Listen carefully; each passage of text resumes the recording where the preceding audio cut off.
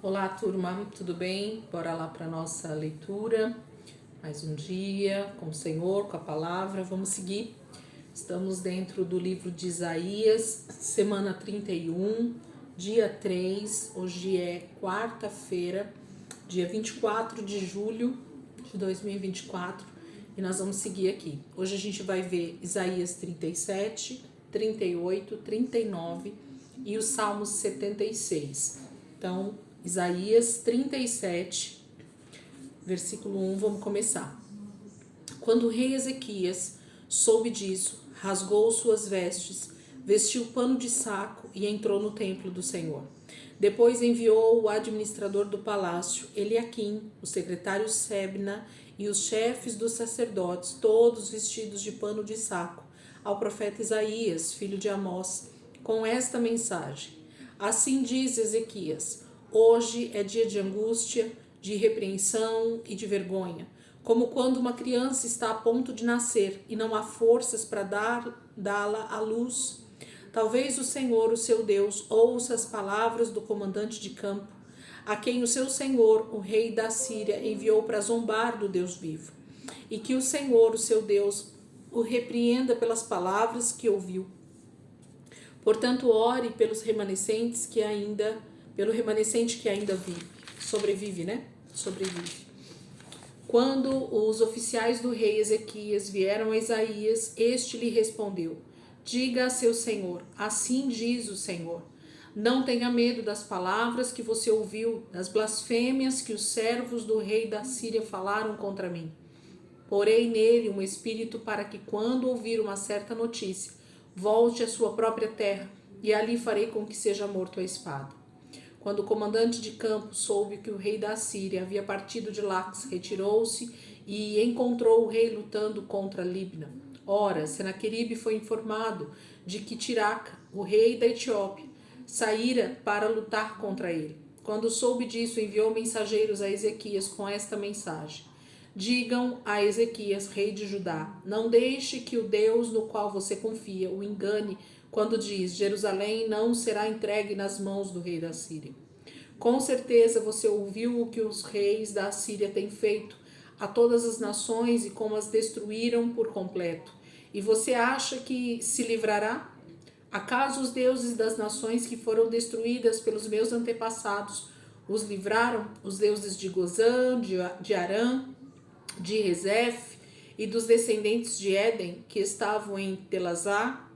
Onde estão o rei de Amate, o rei de Arpade, o rei da cidade de Sefarvaim, de Rena e de Iva?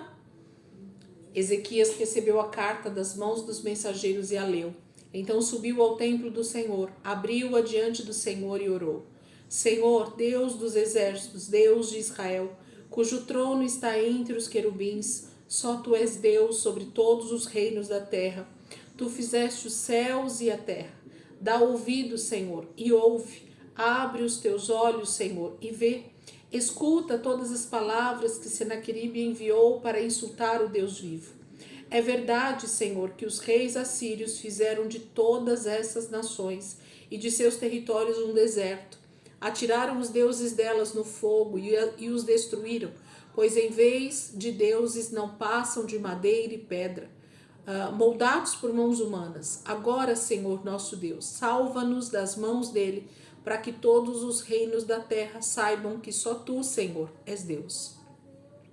Então Isaías, filho de Amós, enviou esta mensagem a Ezequias: Assim diz o Senhor, Deus de Israel: ouvi a sua oração acerca de Senaqueribe, rei da Síria. Esta é a palavra que o Senhor falou contra ele. A virgem cidade de Sião despreza e zomba de você. A cidade de Jerusalém meneia a cabeça enquanto você foge. De quem você zombou e contra quem blasfemou? Contra quem você ergueu a voz e contra quem levantou o seu olhar arrogante?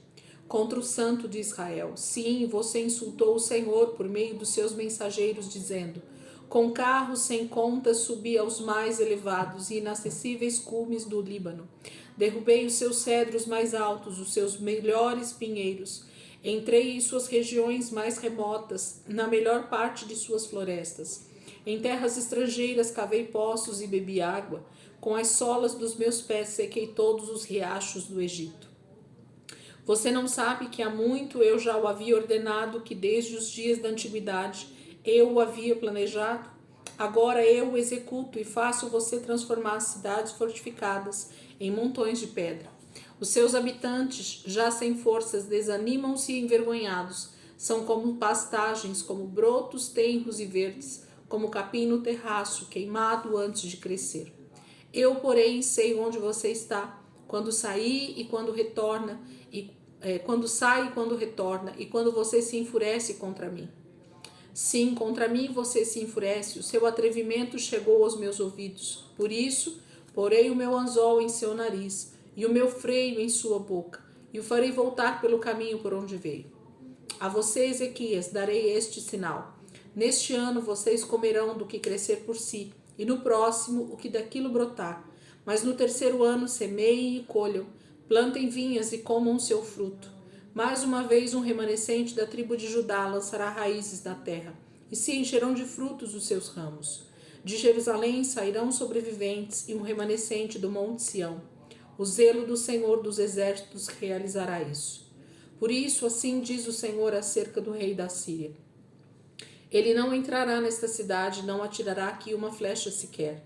Não virá diante dela com escudo, nem construirá rampas de cerco contra ela. Pelo caminho por onde veio voltará. Não entrará nesta cidade, declara o Senhor. Eu defenderei esta cidade e a salvarei por amor de mim e por amor de Davi, meu servo. Então o anjo do Senhor saiu e matou 185.000 homens no acampamento assírio. Quando o povo se levantou na manhã seguinte, só havia cadáveres. Assim Senaqueribe, rei da Síria, fugiu do acampamento, voltou para Nínive e lá ficou. Certo dia, quando estava adorando no templo do seu deus Nisroque, seu filho Adrameleque e Sarezer o feriram a espada e fugiram para a terra de Ararat. E seu filho Esar-Hadon foi o seu sucessor. Capítulo 37, né? É o capítulo que fala sobre esse livramento. Primeiro sobre a afronta mesmo, né? E depois o livramento que o Senhor dá a Judá, o reino do sul, a respeito dessa possível guerra, essa possível invasão que Senaqueribe, rei da Síria, faria no reino de Judá. O reino do norte já havia sido tomado, já havia sido destruído nesse momento. Então agora Senaqueribe queria o reino do sul, queria Judá. Queria acabar com Judá também e tomá-lo, né, e fazer dele o seu território, né? O território da Síria estava crescendo demais nesse momento da história. Mas o Senhor dá livramento ao seu povo.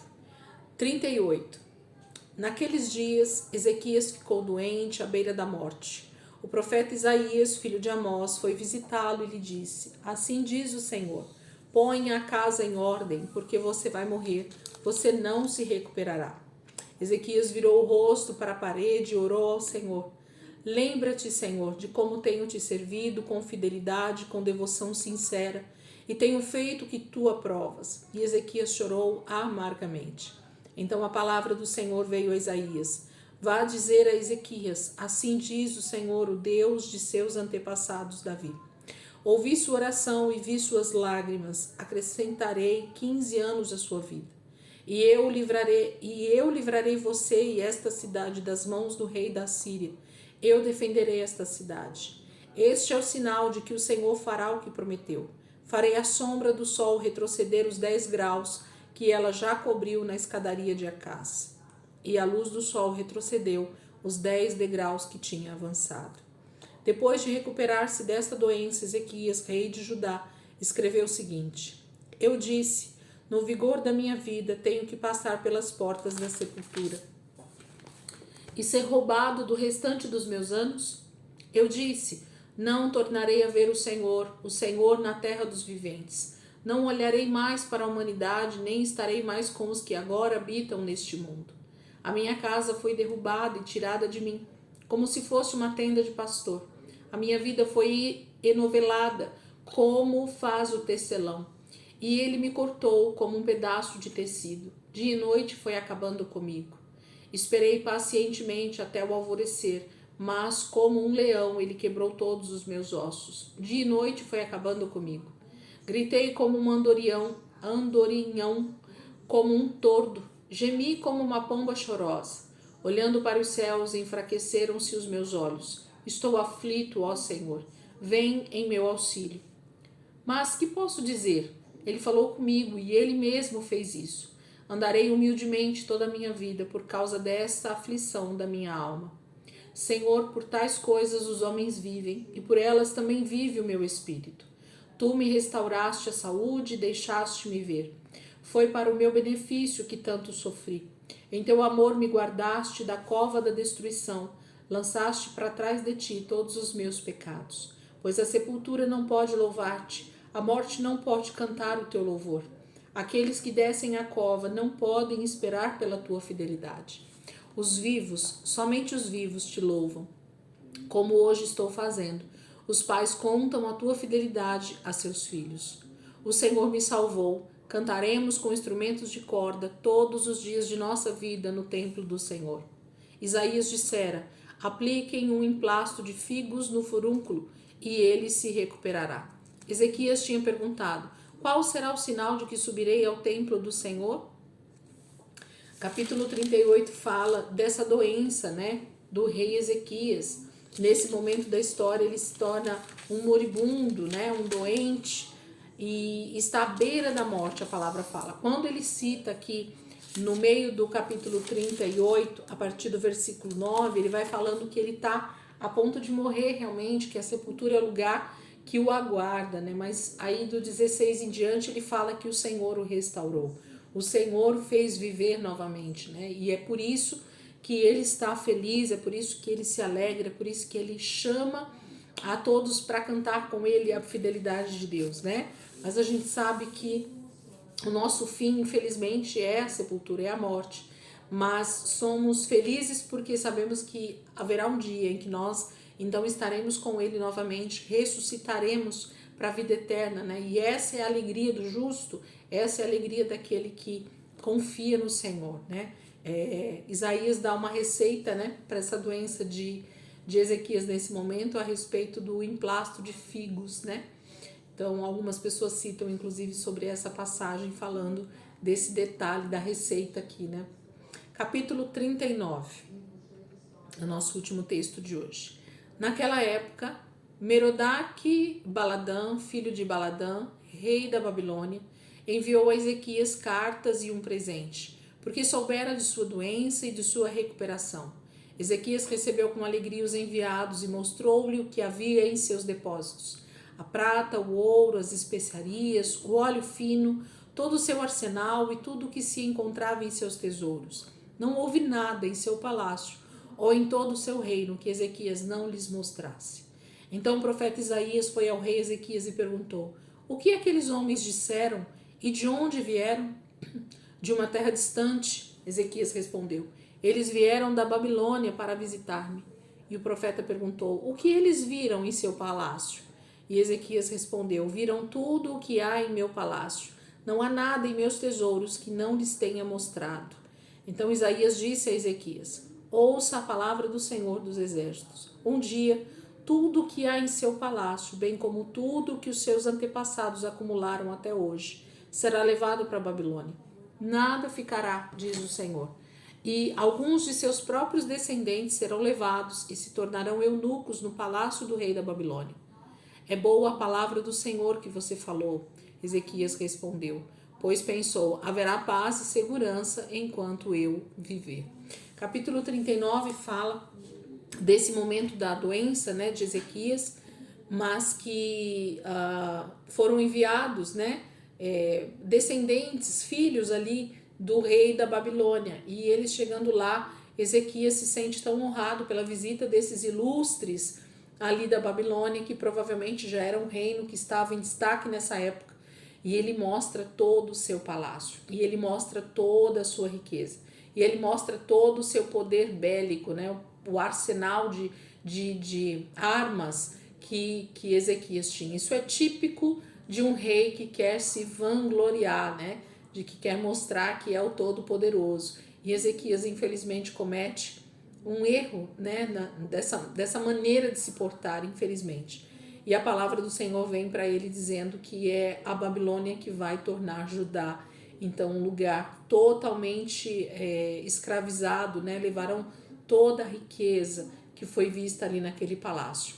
A Babilônia agora sabe de tudo que está guardado ali, de todos os tesouros e de tudo que Ezequias tem em mãos para eles saquearem, para eles tomarem como despojos no momento oportuno. Infelizmente, né?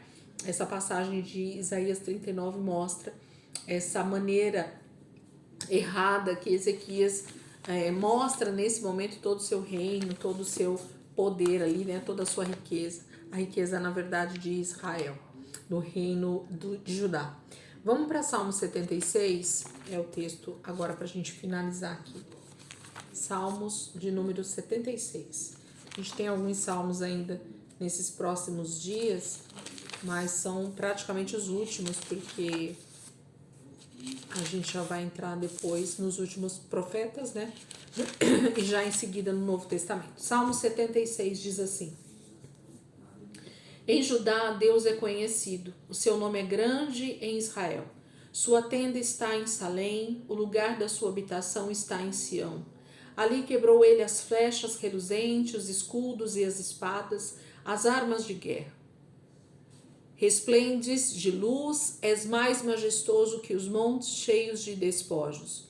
Os homens valorosos jazem saqueados, dormem o sono final. Nenhum dos guerreiros foi capaz de erguer as mãos. Diante da tua repreensão, ó Deus, de Jacó, o cavalo e o carro estacaram. Somente tu és temível. Quem poderá permanecer diante de ti quando estiveres irado? Dos céus pronunciaste juízo, e a terra tremeu e emudeceu, quando tu, ó Deus, te levantaste para julgar, para salvar todos os oprimidos da terra. Até a tua ira contra os homens redundará em teu louvor, e os sobreviventes da tua ira se refriarão. Façam votos ao Senhor, ao seu Deus, e não deixem de cumpri-los, que todas as nações vizinhas tragam presentes a quem todos devem temer. Ele tira o ânimo dos governantes e é temido pelos reis da terra. Capítulo 76 fala que é um salmo da família de Asaf, né? Então, eles estão falando a respeito dessa ira de Deus que está sendo derramada sobre a terra de Judá. Judá é o lugar da habitação do Senhor, Jerusalém está ali, o templo do Senhor está ali, mas infelizmente a ira do Senhor é derramada sobre o seu povo, porque eles o rejeitaram, porque eles desprezaram, né, o conhecimento do Senhor, a bondade do Senhor, a misericórdia do Senhor. É disso que eles estão falando nesse salmo. Amém, queridos? Que a gente possa nessa quarta-feira ter um tempo com essa palavra. Os textos de Isaías são extremamente poderosos nesse dia, né, a respeito de Senaqueribe, a respeito dessa visitinha do pessoal lá da Babilônia. Então, que a gente possa estar meditando, guardando alguns textos aí no coração, através da meditação, e deixa o Espírito Santo te ensinar um pouquinho mais daquilo que ele está nos ensinando nessa passagem. Amém?